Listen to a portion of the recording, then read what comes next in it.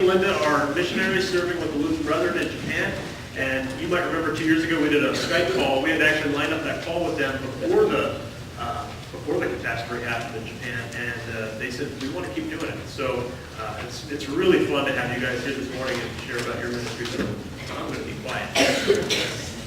Thank you. It's nice to see everyone again. On March 11th of 2011, 2.5 years ago, we were living in Sendai, Japan, when the 9.0 earthquake and the giant tsunami and the nuclear disaster in Fukushima Prefecture hit. And on that day, Japan as a nation, and also especially northern Japan, was changed forever. And also at that time, our lives and the direction of our ministry changed forever. So to begin with, we'd like to show you a short video clip of what we have been involved with for the past 2.5 years. So please watch.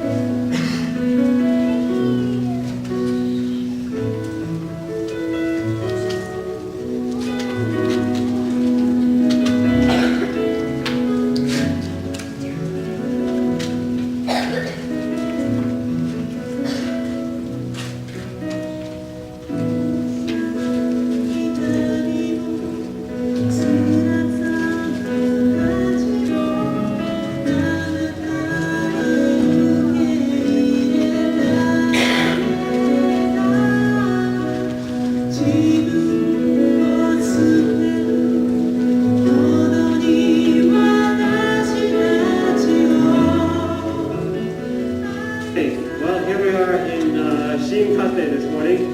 These are the kundos, and they're moving some stuff out, and we're trying to help them today. So great. These guys are down in the gutters doing the muck. And you can see this street has come alive as we walk down the street. These guys are mucking for Jesus today. Probably never thought they'd be mucking for Jesus, but they're mucking for Jesus today. Here's Pastor Saito here. He's been out here too today, volunteering. Carol, in from Tokyo, but actually from Malaysia. Morning, Carol. And you can see what's happening here today. Good morning.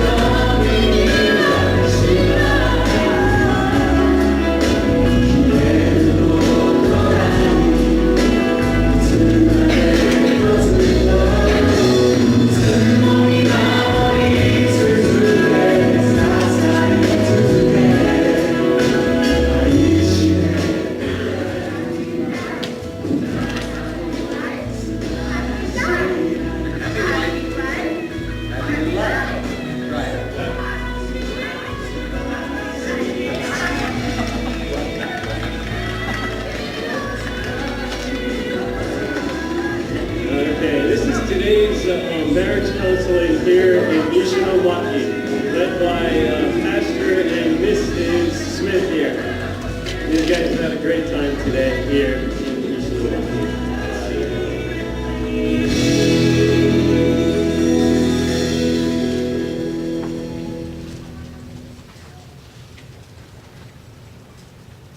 As you can see, we went through many different stages of relief work, and we also had a lot of volunteers from all over the place. And one of them is up on the screen here, but what we'd like to draw your attention to is the slogan on her t-shirt. It says, "The church has left the building." And after the disaster in Japan, that certainly happened. It had to happen. Japanese Christians, as well as Christians from all over the world, left the building and went to the disaster area to show Christ's love to the people who were living there. After 2 years of commuting back and forth from Sendai to Ishinomaki, about an hour each way, we finally were able to move into this house, which was damaged by the tsunami, water almost to the ceiling, and it was rebuilt to look like this on the inside. A really nice Japanese-style room, our living room. We can go there. And so God was gracious, and we were finally able to move right into the middle of the disaster area. Our landlord did not want to live there. She's still afraid to live there. We only live about a half a kilometer from the water. We live just within the okay to live in zone. But our neighborhood, oops, we're on the back one now.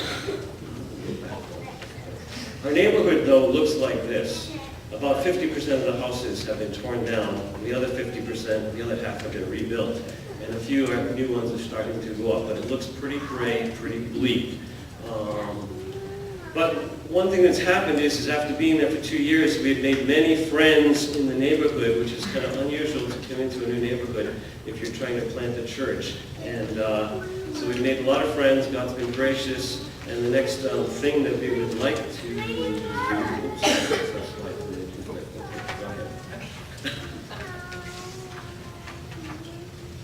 We brought this flag with us today. I'm going to put it on the table in the back. When we told our neighbors and friends in Ishinomaki that we were going to be going to the States for 3 months and that we were going to visit our supporting churches and many of our supporters, they decided they wanted to say thank you to all of you on their own. So they passed around this flag and they wrote thank you messages on it. And I have translations written up in the back, so please take a look on your way out. So how can you pray for us? We'd like you to pray about 3 things. One is that we are, you can go back in. Oh, back. Yeah, it's okay. We'll go through these slides gradually. We're going to get this worked out for the second service. We are negotiating to rent this house that's being rebuilt just across the street from us on the next street. And we would like to turn this into the House of Hope, Ishinomaki House of Hope, as a community center / church in our neighborhood where we can do ministry and bring people in. So if you pray with us for that, if it's God's will, that He'll allow us to rent this house as a community center where we can begin a church and do ministry now that we've been in this neighborhood for 2.5 years. And then if you pray that the people's hearts would just be open to the gospel. And then thirdly, if you pray for our family, this is a new phase for us. Joshua is now living, Christopher's at Bethel, just began there. So we got one kid in the States. Joshua just began, he's in his 3rd year of college in Sendai, living alone. And the parents moved out and we moved to Ishinomaki. And so it's a whole new phase for us in our lives. And we really appreciate your prayers. Thank you so much. You have been so faithful in supporting us. We've been in Japan 26 years, and most of those years your church has supported us faithfully, and we really thank you for that.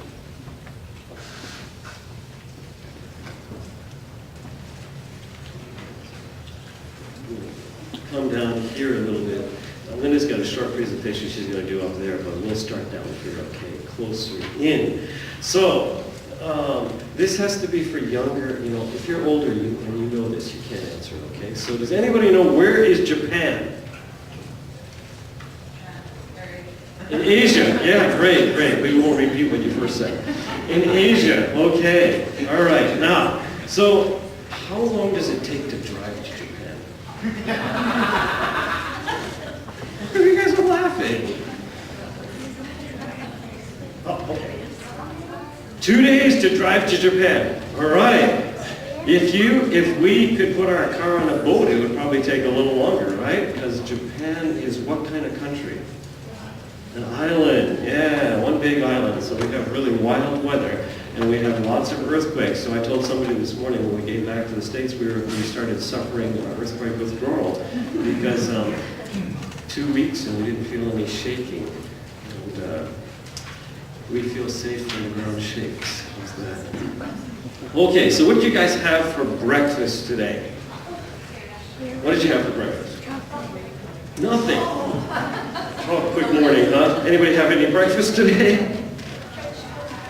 French toast baked. Whoa, okay. A ginormous bowl of cereal. I took up the entire box. She ate a whole box of cereal. Eggs and a biscuit. Eggs and a biscuit, okay. What do you think Japanese kids eat for breakfast? Anybody know? Oatmeal. If bad means they don't do it, okay? Rice or soup? Probably both. Rice and soup, and usually one more thing at least. Rice and soup and sushi. Well, you know what? Once in a while you might catch somebody eating sushi for breakfast if it's left over from the night before, but rice and soup and something from the sea. Noodles. Some people might do that. People that, like in Tokyo, they run into the train, they might catch a bowl of noodles right on the train tracks. Seafood. Yeah, fish. Usually, standard Japanese breakfast. Rice, miso soup, fish, maybe some pickles, a little bit of other things. But a lot of people actually eat bread and kind of a Western breakfast too, okay? And they might have eggs.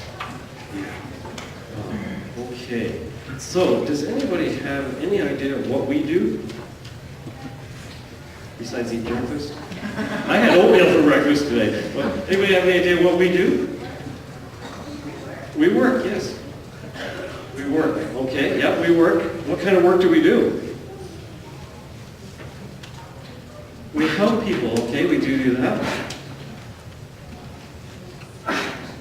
Missionaries.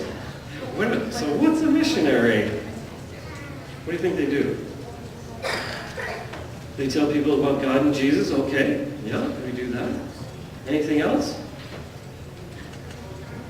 Service projects, yeah. If you were at the earliest service, you saw what's happening.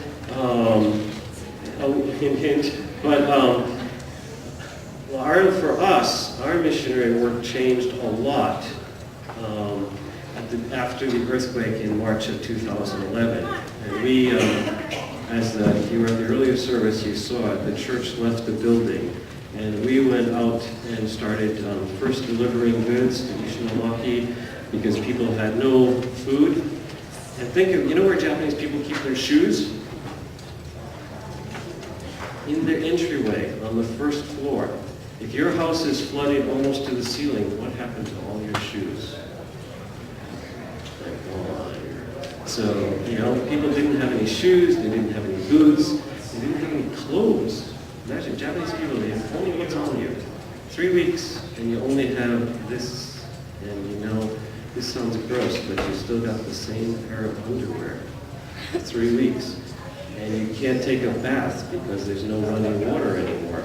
So life was pretty tough at the beginning, and we just, many Christians, missionaries, we just felt like God was really us out and we got to go help people. And a lot of that took place. Linda would like to tell you a story about a friend of ours, a good friend of hers named Chicago.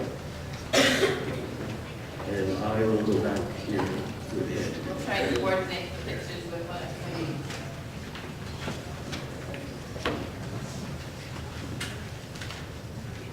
I'm going to wait for the picture. Yes, this is my friend, Chikako, and she's my best friend in Ishinomaki. And I'd like to tell you a little bit about how the tsunami affected her life, and also what happened to her family's life. And before the earthquake and after, her life is very, very different. So I'd like to tell you about that. On March 11th, 2011, which was just 2.5 years ago, she experienced a complete change in her life. So her life now is nothing like it was before. And on that Friday afternoon, she was home with her son, who was 5 years old at the time, when the house started shaking really violently. And after it stopped, she started cleaning up a little bit, and her son was taking a nap, so he was awake. And they were cleaning up all the things that had fallen and broken when they heard a really strange, kind of eerie noise in the background, and she didn't really know what it was. So she and her son went outside and they looked down the street.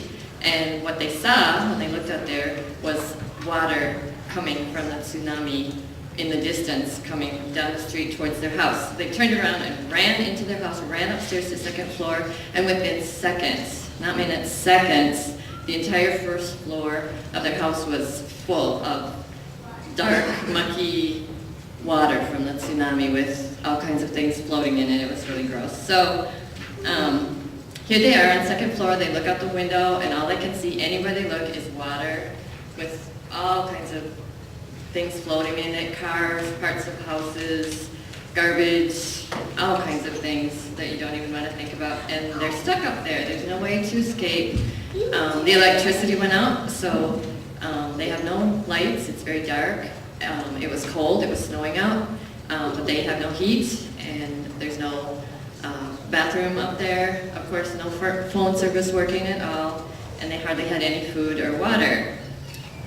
So they were cold and scared and in shock. And later, Chikako told me that at that moment, the only thing she could think of to do is to pray to her grandmother's spirit. Her husband, Takeshi, was driving when the tsunami came, and he happened to be on a bridge. And of course, everyone after the earthquake was in a hurry to get somewhere, so the traffic was really bad. And as it turned out, he was stuck on the top of a bridge. He couldn't move ahead and he couldn't move backwards. He was just stuck there, and of course he had no way to contact his family, so he spent the first night in his car on the bridge. And the next day he tried to get into his neighborhood, but the water was too high, so he was not allowed in. So he started to go around to the different shelters and look for his family, but of course he couldn't find them anywhere because they were in the house. So it was a very long day for him. The next day he tried again to get into the neighborhood, and the water was too high. He just couldn't even get close. So the third day he managed to get, he had a walking stick, and I don't know, I think he was wearing a garbage bag or something, and he got close to the house enough to call up to the second floor, and he was kind of walking on top of tall things like a wall or something. And he was able to get back to his house and climb up into the second floor, and he found his wife and his son, and they were alive and very glad to see him. So 3 days later, on March 16th, the water finally went down enough so that they could leave the house and go to an evacuation shelter, which for them it was the gymnasium of a junior high. And so from March 16th until the beginning of September, that's 5.5 months, they slept in a gymnasium at a junior high school with hundreds of other people, not very comfortable. And part of the time they were able to sleep in a classroom, which was a little better because there was less people. But my friend hardly slept at all, basically, for that whole time.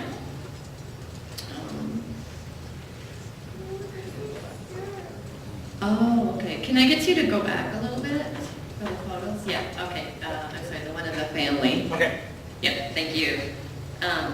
We first met Chikako's family 6 weeks after the tsunami. So it was the end of April. And when we met them, their house looked like this. And now you can show the slides. This is the first floor of their house. You can see the water line. And you can also see everything is very dirty. This is the kitchen. Can you imagine thinking about ever cooking anything in here again? Trying to clean the hallway. The front of their house looked like this. They'd already thrown a lot of things out. And this is the street in front of their house, which you can't drive through. This is still right by their house. There was a vacant lot next to their house, and eventually we used it for a lot of events and soup kitchen type things, barbecues. But when we first saw it, this is what it looked like. And you can see, I'm sorry, can you go back again? Can you go the other way, please? Yeah, you can see that red car standing straight up and down over by the house. There were a lot of cars like that, just pitched everywhere. So you can see there's quite a bit of work to do for cleaning up. Now you can go to the next one, thank you. Takeshi, the husband's parents, lived very close to the ocean, and so unfortunately their home was completely washed away. There was nothing left of it. This picture that you're looking at, his home was somewhere near where those cars are. And it used to be full of homes, but there's just nothing left. They also had a family business. They made Japanese sweet bean paste. And the business also was located on that same piece of property, so it was totally washed away, and they decided they couldn't afford to rebuild and start over. In addition to the family business, Takeshi also had a business building and fixing amplifiers. He was really into music. But unfortunately, maybe you noticed in the picture of the living room of their house, everything he was working on was either on the first floor of his house or in his parents' house. So he lost all of that. He lost his guitars. He basically lost everything that was a big part of his life up until that point. There was nothing left of it, except for his family members. In September, Chikako and her family were able to move to a temporary housing unit, a very small temporary housing unit provided by the government.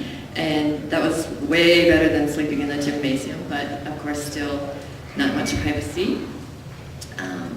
But you can go to the next one. By that time we were hard at work cleaning their house and repairing it. And Chikako and her family were the first ones to trust us enough to let us help them. And Dean kept showing up every day with more volunteers. And often we enjoyed eating lunch together. Their son Sota was very helpful, and after the end of the summer he went back to kindergarten. His kindergarten also got ruined, so he went to a different location. But things are finally looking a little bit better, and they're getting ready to move back into their house. An entire year later, they moved back in, and when they moved, things weren't completely finished. There were a lot of rooms that weren't done. There was no wallpaper on the walls. But thankfully, Chikako's faring a lot better than I would be. And Takeshi has struggled.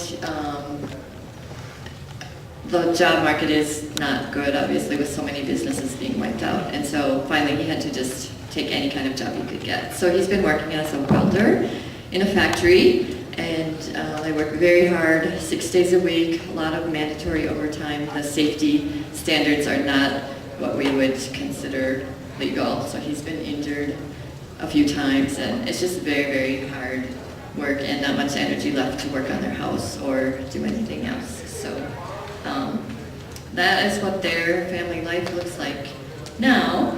And yet I'm praying that God would use this trauma that they've gone through to bring them to himself. They've met more Christians in a 2-year span than a lot of people meet in a lifetime. So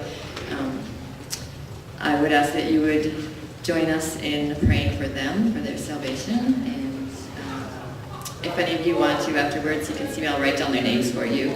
I also have a little bit of jewelry left that Chikako made that is on the back table. If anyone's interested, you can see me. So thank you very much.